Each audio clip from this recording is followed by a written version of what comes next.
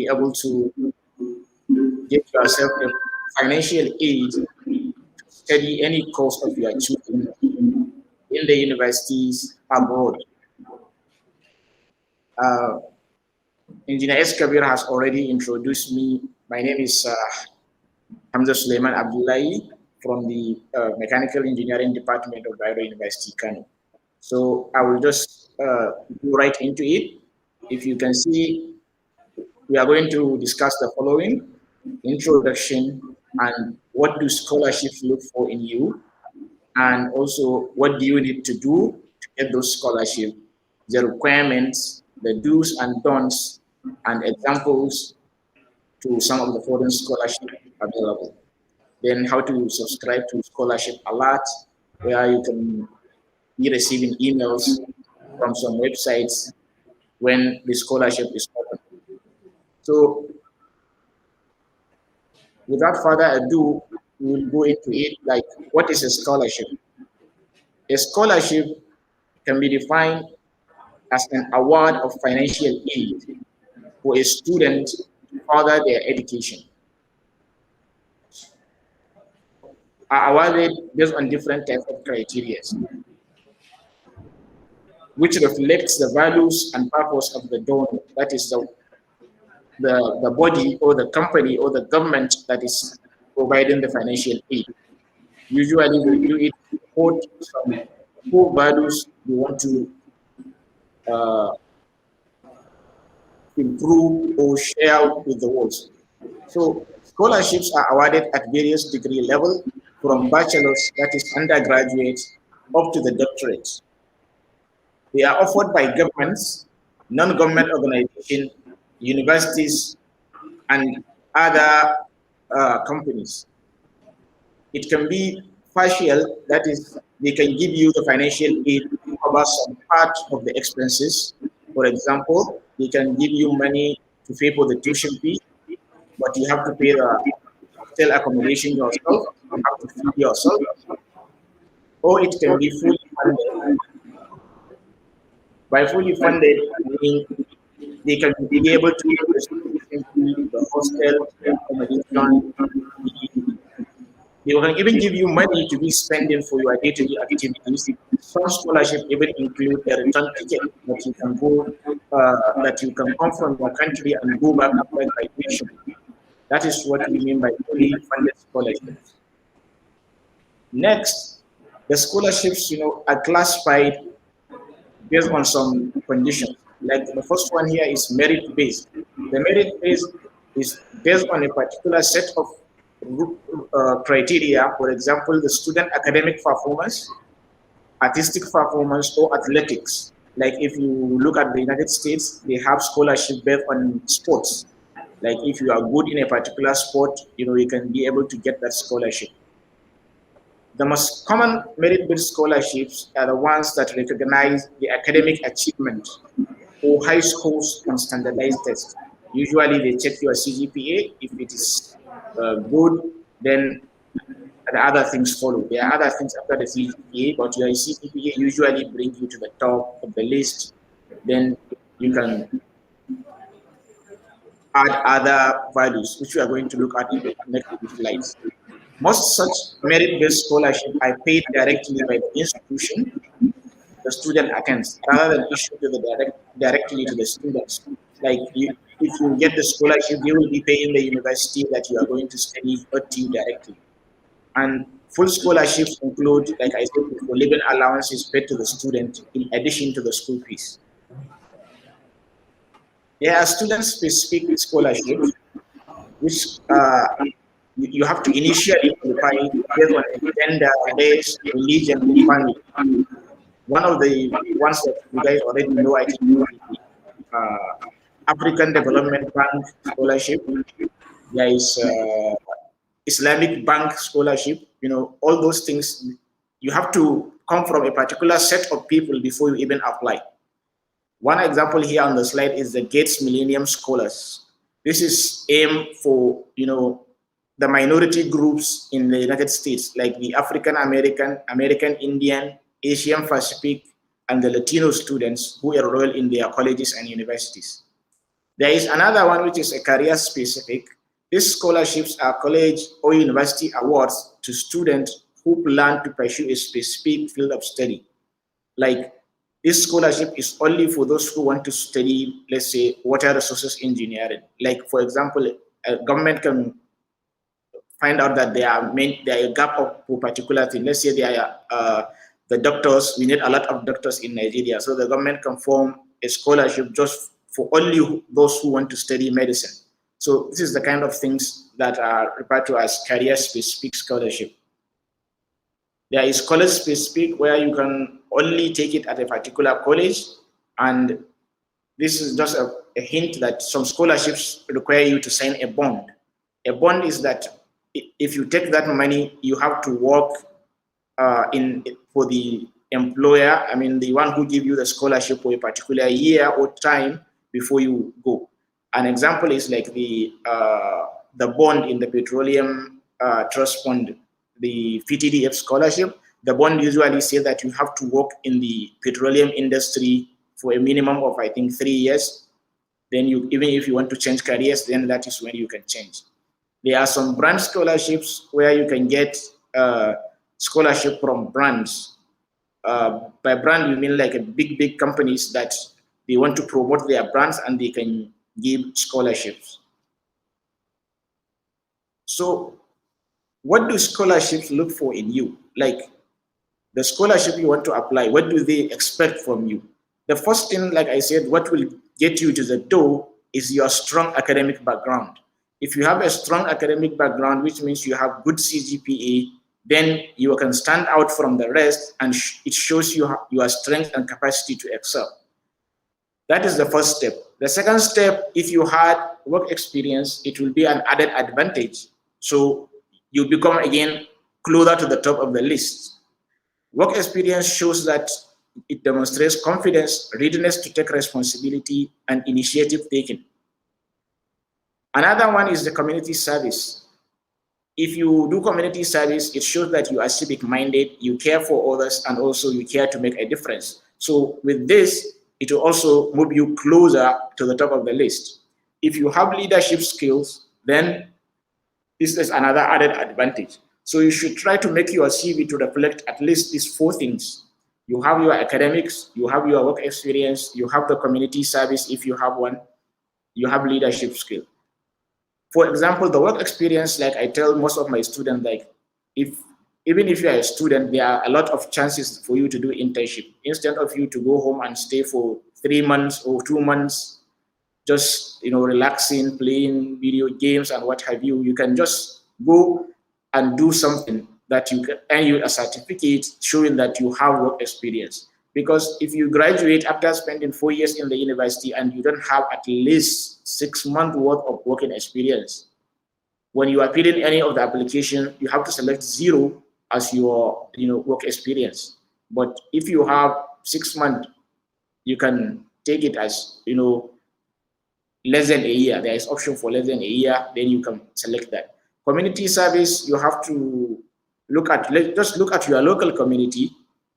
Maybe you have something like maybe a forum where they teach final year student of secondary school how to write JAM, how to do WAEC and NECO. You can help in that. That is some academic community service. Apart from that, you can help in recycling, anything that you can help your community. You can do it with those kind of forums or organization or associations that you can be able to earn a certificate. Leadership skills, you can even have the leadership skill from the community service if you are the leader, or from the where you have the work experience, or even in your school politics, like the associations, the SUG, and what have you. You can be able to get something from there. It shows that you can be able to lead people. This will really boost your CV and improve your chances to be at the top of the applicants, top of the list of the applicants. So what do you need to do after all those things that I've mentioned? So before you apply, first you ask for help. Like you need to ask for help. Like this session we are having right now, it shows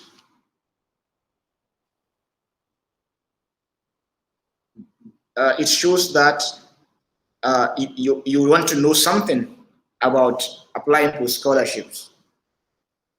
I hope I'm still audible. Can you still hear me?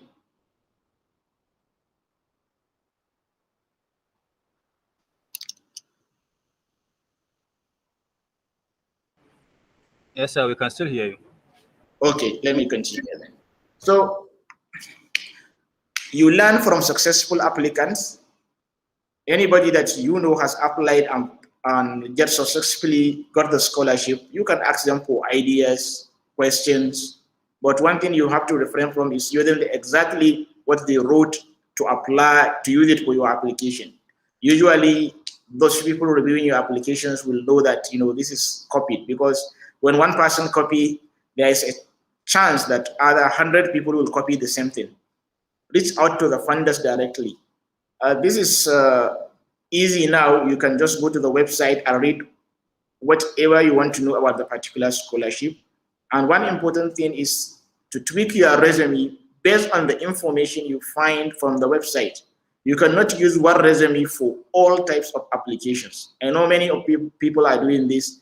The same CV you used to apply for a scholarship uh, from the, let's say, petroleum sector like PTDF, you are using the same one to apply a scholarship for, let's say, Islamic Development Bank.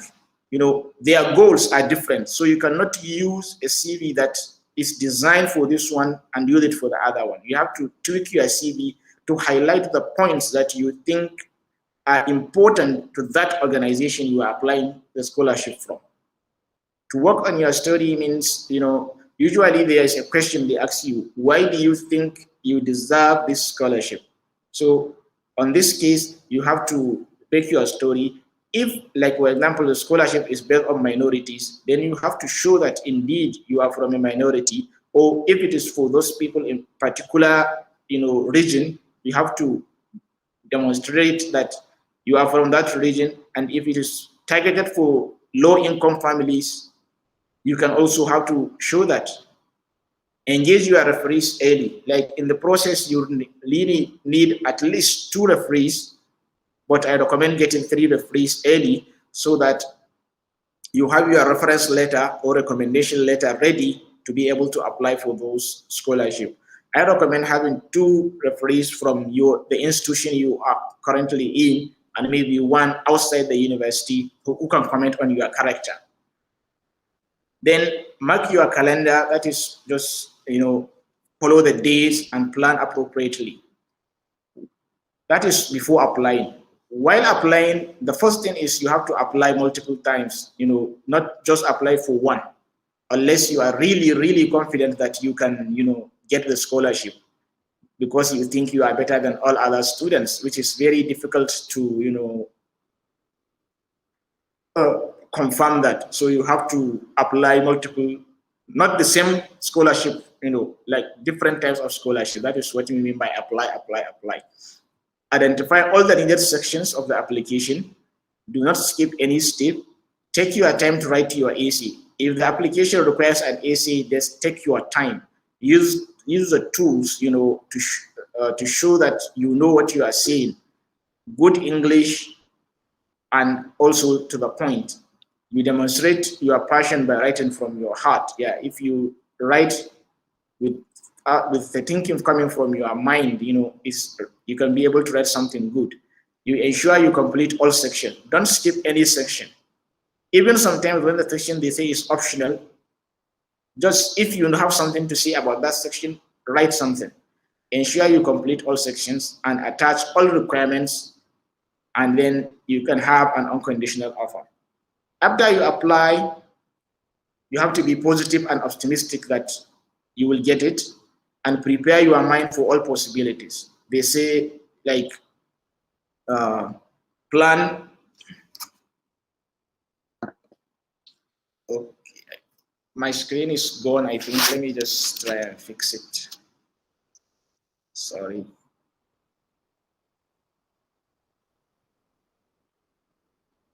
Okay, I think we are back. So, plan, hope for the best, but you plan for the worst. So If you are successful, you thank the Almighty Allah and prepare for next step of interview and pray hard.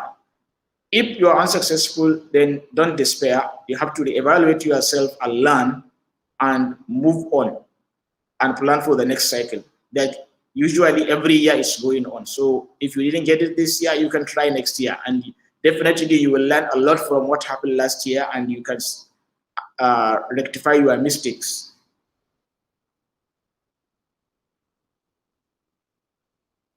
Okay, what are the basic requirements? The first thing, like I said before, is you should have a very high CGPA in your undergraduate program.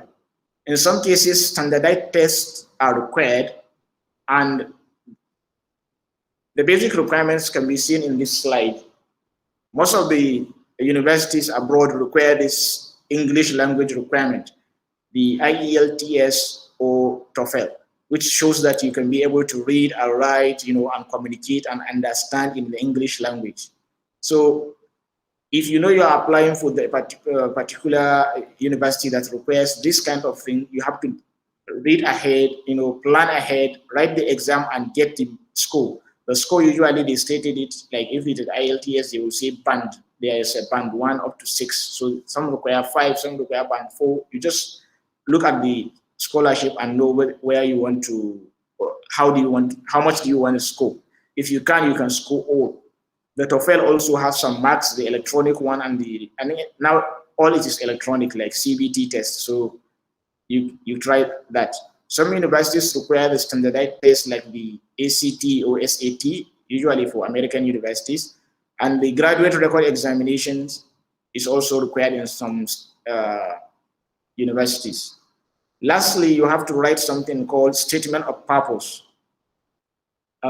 This one, it's just about, maybe it's not fully your story, but it has some part of your story, like your academic journey, the way you started your academic journey. You explain the challenges you come, but more importantly, you have to mention how you overcome those challenges to show that even if you got the scholarship and you have a problem, you can be able to solve it and achieve your goal.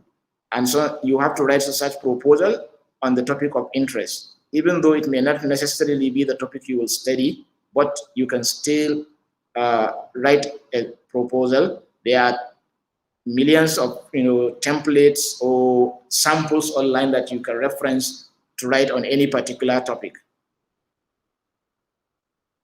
So what you need is a comprehensive curriculum vitae, which is the CV, and some scholarships require you to have an acceptance letter from the university or from the professor who is going to supervise you, especially in the case of PhD. So another thing is the reference, like I told you, preferably on an official letterhead from your previous lecturers or supervisors describing you and your competence. Usually, if your supervisor is or your lecturer, if you ask them, they already have some things. They can check your CGPA and mention it in the letter and how you are in their classes. So always maintain good relations with your referees. One thing is, do not write somebody as your referee without telling him, because some scholarship will call him and ask about so student. And if you didn't tell him that you have already write him as your referee, he will not know that he cannot even remember your face, because we have a lot of students, to be frank. So he may not even remember you. I mean, if he remember you, he doesn't even have your, let's say, what is your CGPA and when you graduated, he forgot. But if you tell him, like I usually do with my students, when anybody tell me that I'm using you as a reference, I usually ask for your CV and then I will keep it on my computer. So when any of the companies you use my name as referee called, I will just check that your CV and give them the information. Then I will even remember some other experiences we had during your studies, and I can easily say something. So usually some referees are caught off guard, and they tend to say something that may harm your chance to get the scholarship. This on this slide, you can see there are the do's and don'ts. That is some things that you should avoid and some things that you should do. Number one thing you should do is you should state the truth always on your application forms. Do not lie because it may come back to bite you. Second, you have to be professional in your email correspondence. So don't start an email with what's up, dude, or hey, or there are formal things like you are writing a letter. Email is just a new electronic version of a letter. So follow it like you are writing a letter.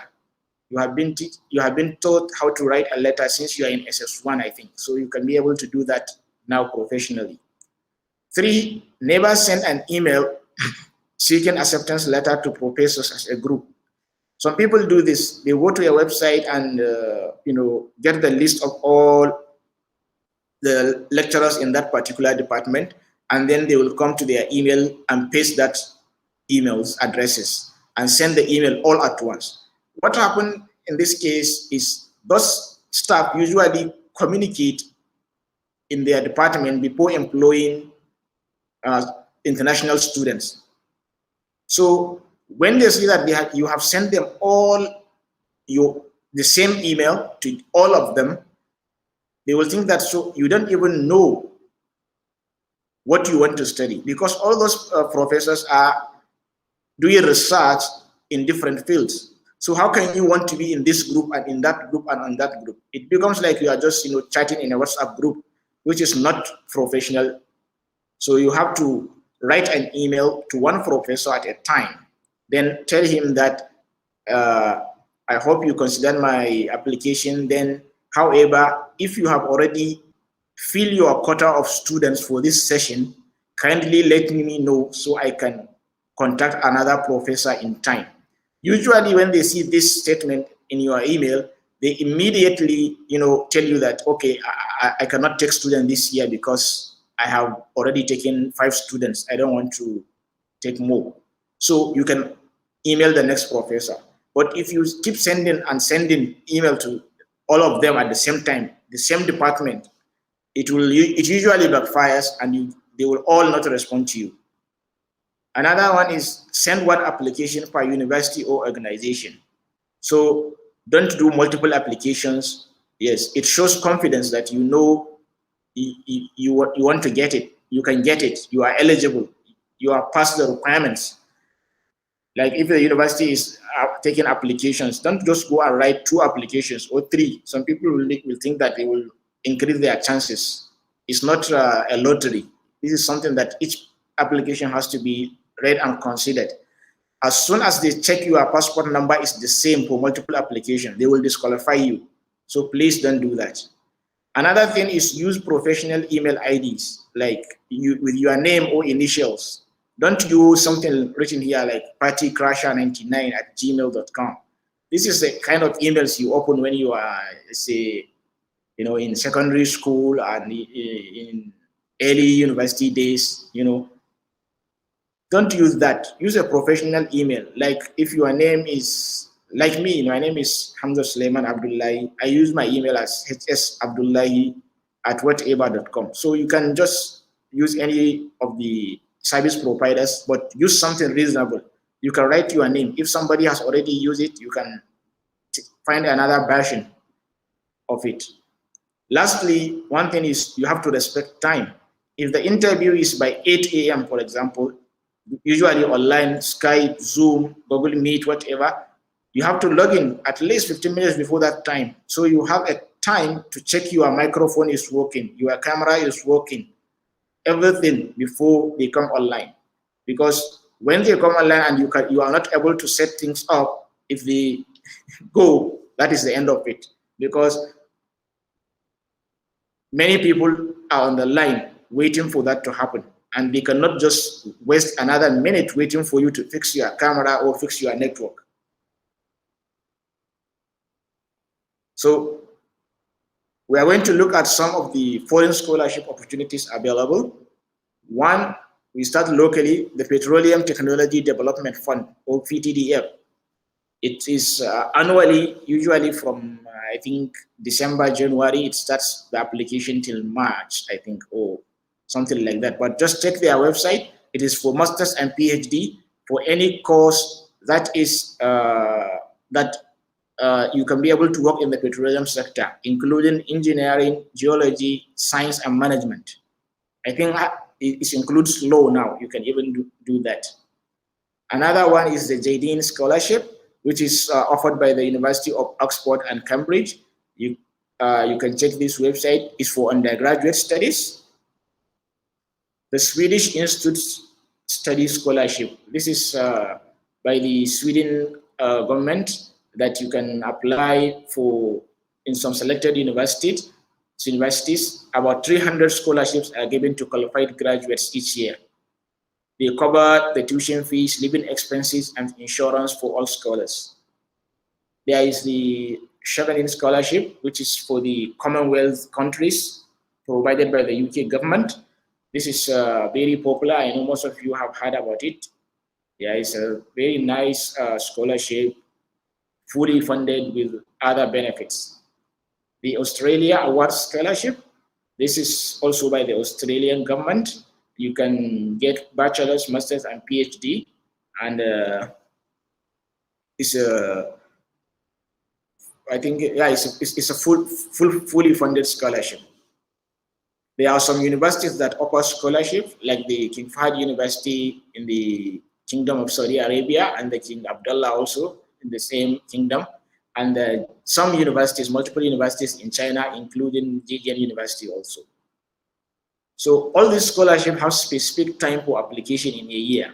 By following the website links provided, the deadline for the application of most of the scholarships will be known. So the Global Experiences Scholarship is another one also for bachelors. And the China Scholarship Council, which is by the Chinese government, they give scholarship for bachelors, masters, and PhD. There is the Gates Cambridge Scholarship, which is for postgraduates only. There is the Korean government scholarship, and there is the Japanese government scholarship. So usually these scholarships are offered by the government. The bachelor application, you have to do it through the Federal Ministry of Education here in Nigeria. If you follow their handle on Facebook or any other social media, they usually post it. You can apply and you can get it. For the masters and PhD, sometimes you can apply directly to the universities. Okay. If you want to get a notification in your email or any social media, there are several ways you can use to get this. These are some of the lists, like the internationalscholarships.com, fastweb.com, student scholarships, scholarship points, and internationalstudent.com. You can try all these websites. You can be able to enter your email and save so that whenever there is a new scholarship, they can send it directly to your email. But sometimes they send a lot of emails, so you have to be careful how many websites you sign up for. You can work up to 30 emails from the same website. So to summarize what we have discussed today is we have shown that the overseas scholarship and financial aid are available. There are a lot, but it is difficult to secure one because of the high level of competition. Don't forget that when they say it is an international scholarship, it's just not meant for Nigerians. People from Ghana, from Niger, from Cameroon, in Africa, they are applying. In South Africa, they are applying. In India, they are applying. In the, any part of the world, they are applying. So there are so many things. If you think you have what it takes, somebody might have it better than you. So you have to be very careful and follow the steps shown in this lecture and any other material you can find your hands on to be able to secure it. There is a great chance of winning one of the best scholarships of your dream if the advice given in this presentation are adhered to. So with this, we have come to the end of this presentation. These are some references that you want to, if you want to check online or offline. I think, yeah, the complete guide to the college grants, the Gates Millennium Scholars. You can even check on Wikipedia and also the China Scholarship Council website. With now the information technology era, you can just check the online, but you have to be very careful. There is one issue now. I want to clearly iterate this so that you will not fall victim of this. There are some people that, defraud students out of their hard-earned money. They will create a website. Like recently, I've seen one circulated, the Abu Dhabi University Scholarship. If you go and look at the website, if you know how to check what is a website, the links, the URL, and what have you, you know that it is not from the university. Somebody created something like that, and people are signing up. When you sign up, they will say that you have gotten the scholarship, but you need to do the English test or something. But they will not accept any of the standardized one recognized by the world. They will ask you that they will offer you a link to do it online. Then you have to pay. So you will be paid first. You like the stories I've had is some people have paid like I think 20,000 naira or so. You will do it. They will say that you fail, but you can take it again. You do it again. You will end up spending up to 100,000 on that, and that is the scam actually. Writing the test and giving the money for the test is the scam. They are just taking your money without any scholarship. So you have to be very careful in all those. Most of this scholarship, they don't ask you for any money, especially money for writing the test. They ask you to go anywhere and just do the test. You can do the English test at any place of your choosing. Then you can upload the result to them or send the link. So please don't fall victim to that. I have seen so many people, wasted their money trying to write that to get a scholarship. There are some fake agents that can, take your money and they can still not give you what you want. So please be careful. Don't go and spend your hard-earned money or your parents' hard-earned money just trying to get a scholarship. Okay, I think we can stop here. Thank you for listening. Thank you very much, Dr. Hamza Sulayman, for your time. Despite the short notice that we gave you to make this presentation, and I'm sure we have benefited a lot from this presentation, even though we accepted earlier on, we gave you a very short notice. Thank you very much, and we pray that it's going to have a very huge impact in changing the narrative that we have existing in this part of the country. I'm sure you are now looking at your time. You want to go and wait. Yeah, I think we can excuse you to go and do that. If we have other questions when you resume, inshallah, we answer them. Okay, thank you for having me. Thank you. Thank you very much.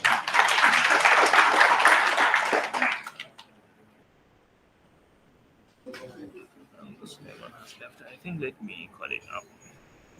Oh.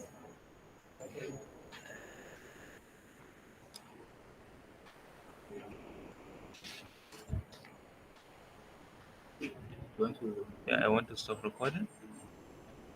Let them save.